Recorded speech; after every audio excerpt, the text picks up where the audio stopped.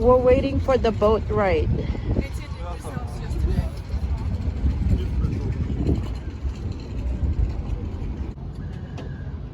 Life jackets are underneath your seats. Emergency exits are everywhere. Let's go. Okay, we have 1 more minute. And in that minute, hopefully, right here, behind the bus, you'll soon see him. And he's pointing down at something, and legend has it that he stood up on a mountain called Otterhällan, looked down over this beautiful, well, it was a swamp back then.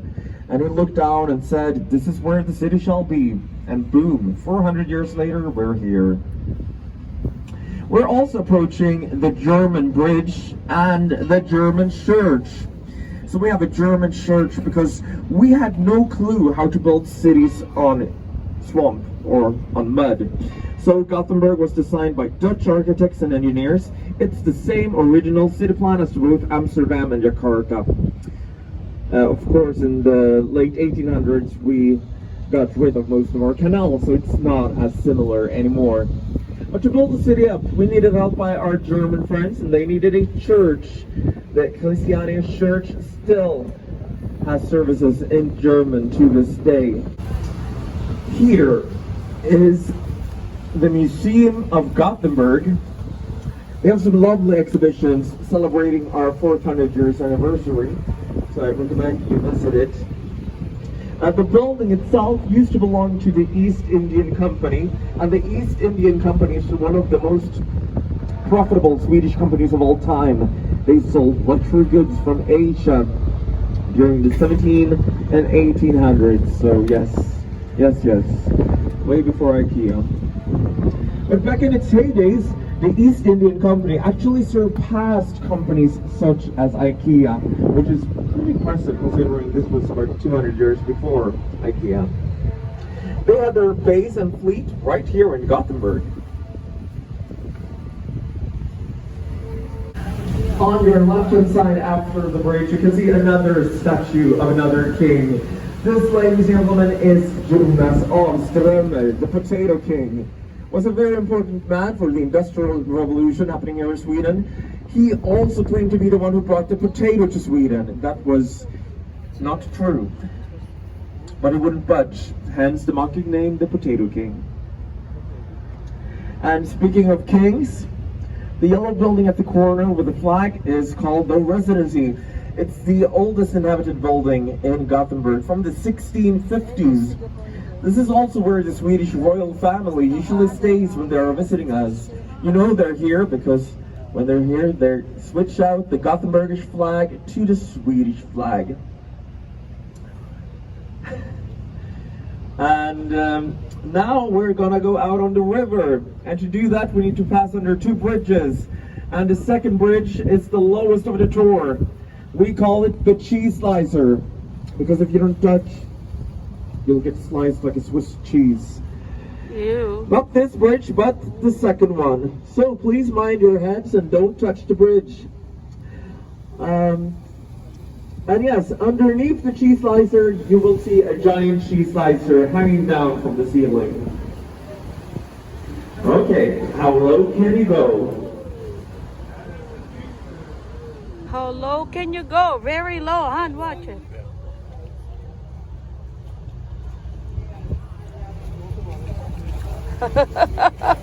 That's really low.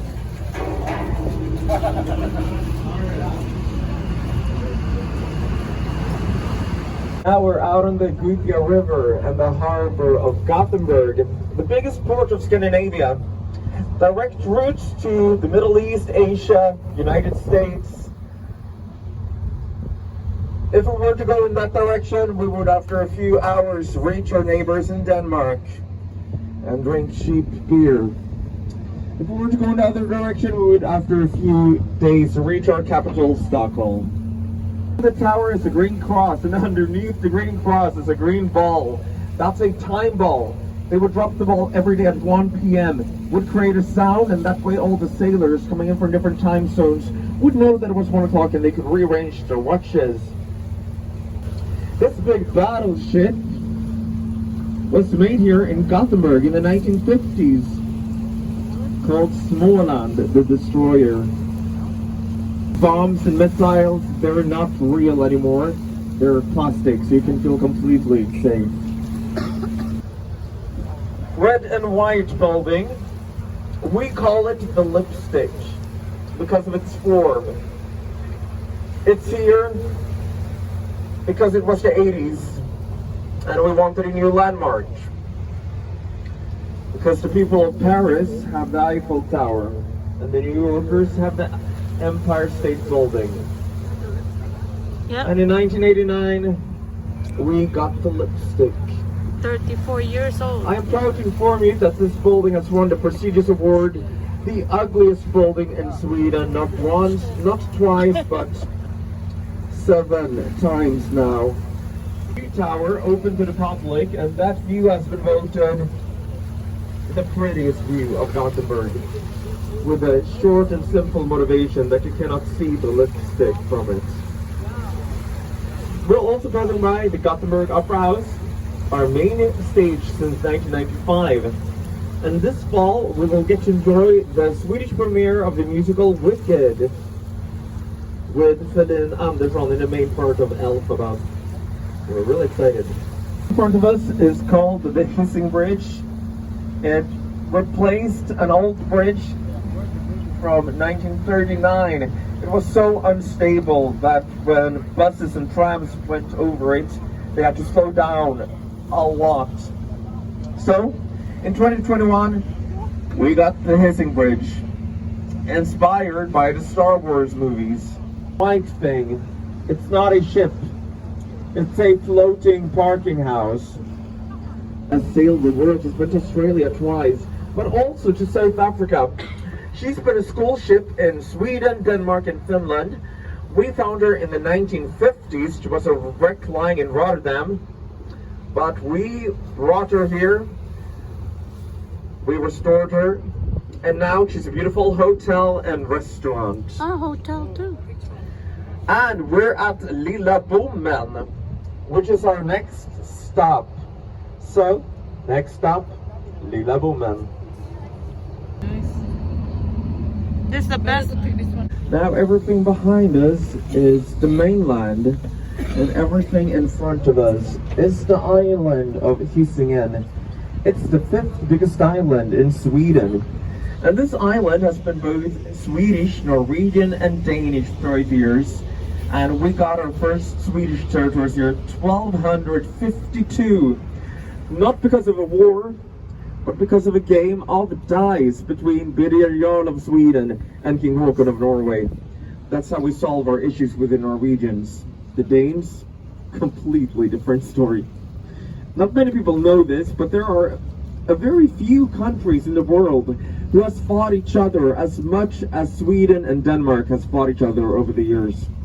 Of course, nowadays we love the Danes, and the Danes think we're okay. But since the Treaty of Roskilde in 1658, the entire island is Swedish, and we're so happy about it. And we have 3 big shipping yards standing here in the middle of Gothenburg. Around 200 cranes used to stand on this part of the central parts of Gothenburg on the side. You might be able to see a dark green building that is slightly taller than all of the other buildings.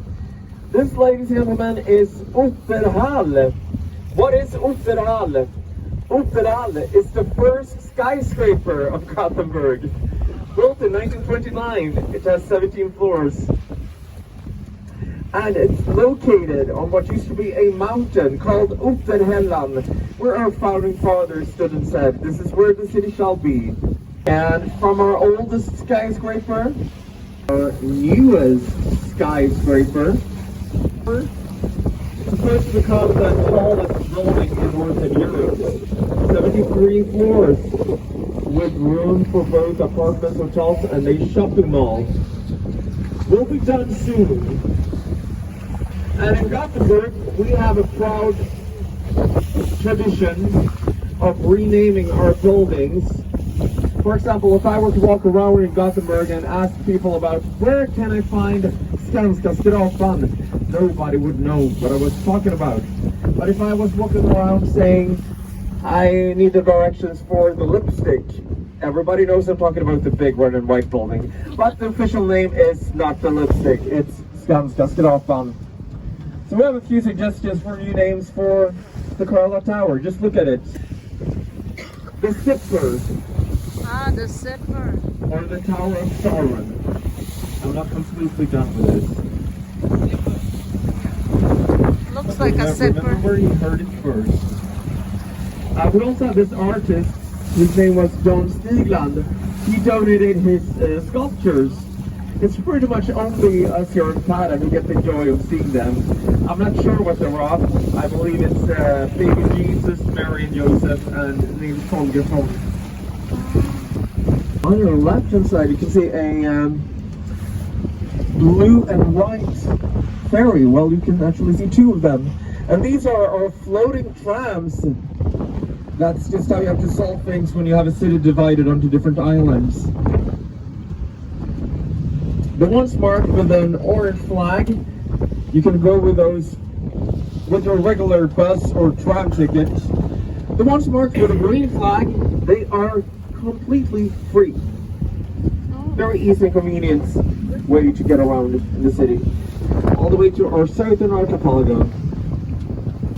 Now on your left hand side, we have a big church. It's called Masthugget's Kyrka. Directly translated, the mast shopping church, as it's in an area where they used to shop masts for boats. The church bells had to ring 2 months prior of the church actually being ready to open in order to warn the public about the First World War. All the church bells in all of Sweden rang at the same time. It's also been rumored that the Swedish military during the Second World War stuffed that church full of dynamite to be able to blow it up in case of the Germans or Russians coming here. I don't think that rumor is true though. I hope it's not, because it's a beautiful, beautiful church.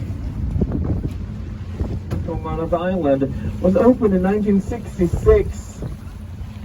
It's 933 meters long and 45 meters tall. It was opened by Olof Palme, who would later go on to become the Prime Minister of Sweden.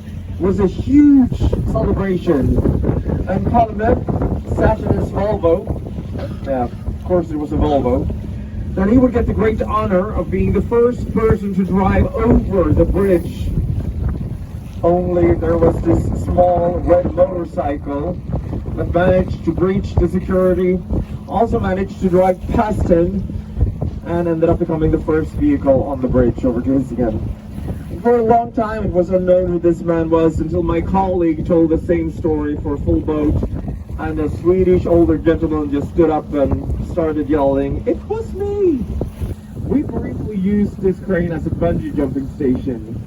Now it's a culture mark, meaning that this crane is part of our legacy, our history, so we are not allowed to remove it. It has to stand right there. And we also have to keep it neat, which is why we repainted it last year. In fact, one of the biggest symbols for the Gothenburg industrial time and the working class right now is stuck in the middle of Eriksberg, where you find some of the most expensive real estate in all of Western Sweden.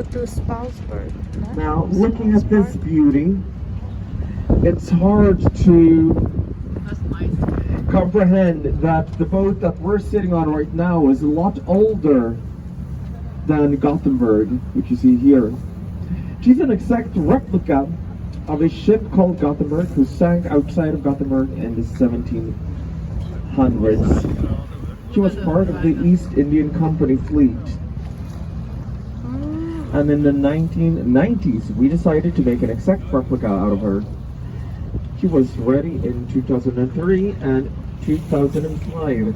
She made her maiden voyage to China and back. Wow. A few years ago, she was supposed to go to China once more. She made it to the Mediterranean Sea, and then came back to us, and we had the honor of having her back in Gothenburg in time to open the Gothenburg 400 years anniversary with the cannons. And yeah, there was a picture of her who recently got viral because she answered a distress call. So imagine you're out on the sea, you're waiting for the Coast Guard, and then this ship shows up to help you. Pretty cool. It's a monument towards those Swedish men who were lost at sea during the First World War. Their names are inscripted on the bottom, and at the top you can see a silhouette of a woman looking down over the horizon, longing for her husband. Of course, it only took the Gothenburgers about 2 weeks to notice that she's not facing the ocean and the horizon, she's facing the island. And for years was a mystery. What does this mean? Is she a metaphor for a woman scorned? Did she have a lover on the island? But in the end, the architect just came forward and told us that he just liked the silhouette better looking from that direction, seen from the city. So, mystery solved.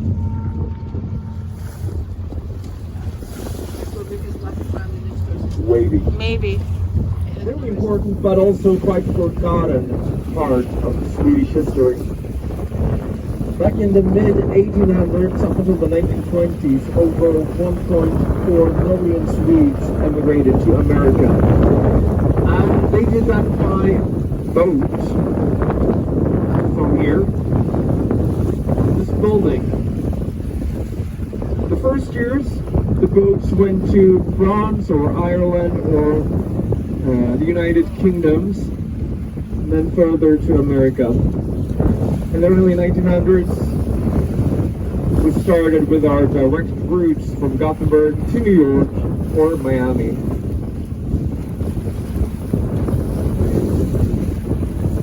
In the early 1900s, at one point, there were more Swedes living in Chicago than Swedes living in Gothenburg.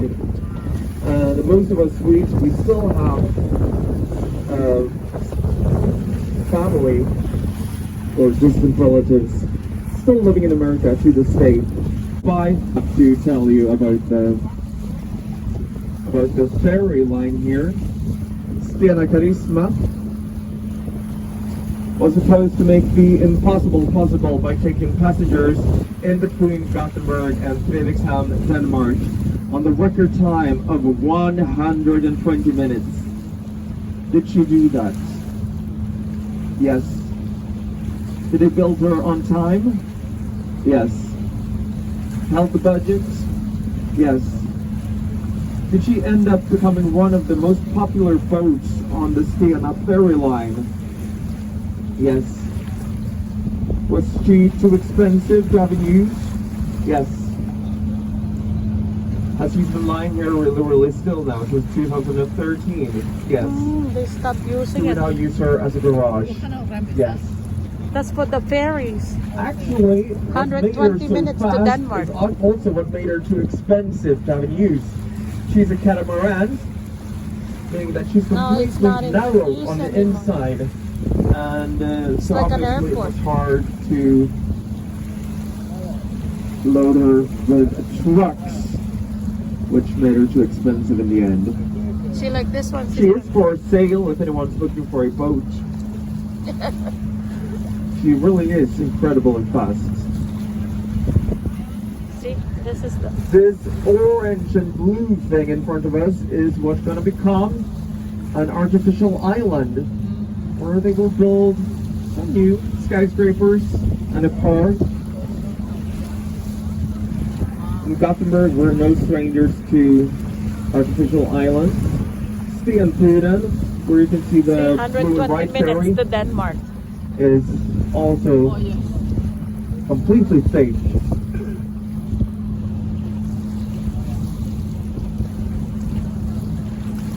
Yeah, and if you look closely, But you can it's see not in use since how narrow it is. 2013.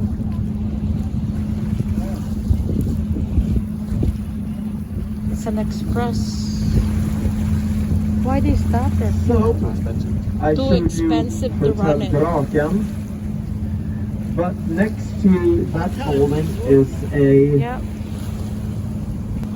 We even have a brown building with an orange roof next to a pink building with towers. Now if you look closely at these two buildings, you can see that they are leaning in towards one another. And this is why you never, ever build cities on mud. They're sinking. Oh. Right now we're doing everything we can to Sinking. save them. Obviously too lovely buildings. Yeah. Yes, and here you can also see the wavy exterior of the wave house. Now we're going to bring a ship and load our goods into this warehouse. Today it's a restaurant and a culture center. And after the next bridge, you'll see the remains of the 7-meter tall city wall that used to surround the entire inner part of the city, protecting us from the Danes. On the left-hand side after the bridge. Whoa. It is 7 meters tall.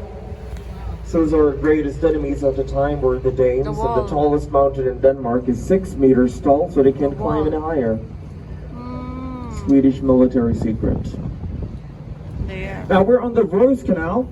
Rose Canal. And back in the old days, they used to stand out here and sell fish and seafood out on the streets, cold in the winter, snowy in the summers.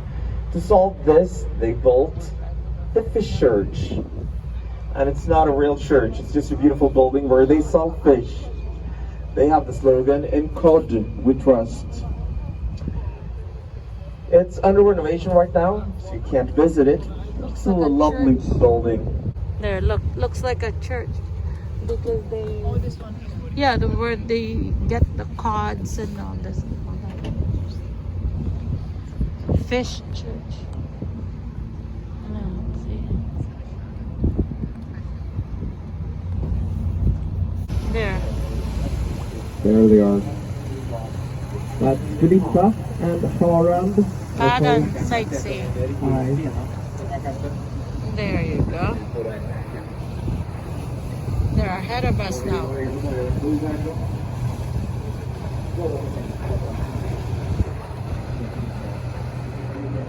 That illnesses and bacteria were hiding in corners. So what's more safe than a round hospital without corners? This sounds like a bad joke, but it's actually true. It turns out though that building something this big and also making it completely round was very expensive.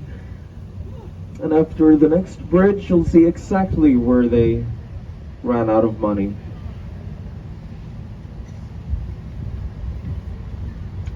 And you see the, yeah, you do.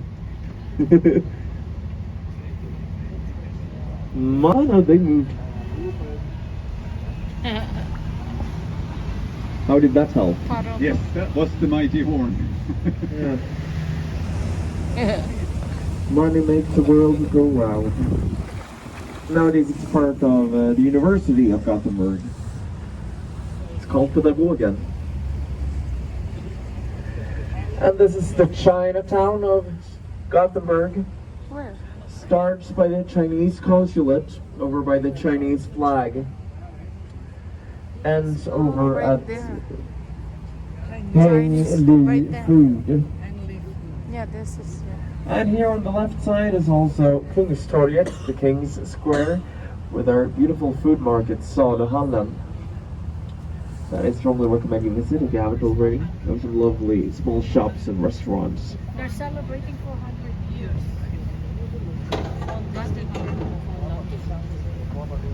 This is our second to last bridge. And in front of us is our second to last statue.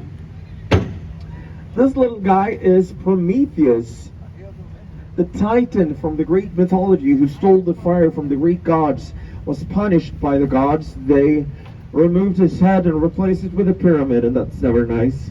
The pyramid being some kind of sign for fire, I believe. To be honest, I have no idea why we have a Greek titan in the middle of Gothenburg. I have to Google that. But I kind of like him. He is the only guy in Gothenburg with both the beer belly and the six-pack at the same time. And on your right hand side you can see our last statue. Our own little sea monster, Håkan. And he's guarding the Great Theatre, which used to be the main stage of Gothenburg up until the 1990s when the Opera House took over. And we're back at Kungsportsplatsen. Let's just taste that word for a while. Kungsportsplatsen. The King's Gate place. Because right above this bridge was the biggest gate into the city, the King's Gate. The other gate was called the Queen's Gate and was located by the Queen's Square.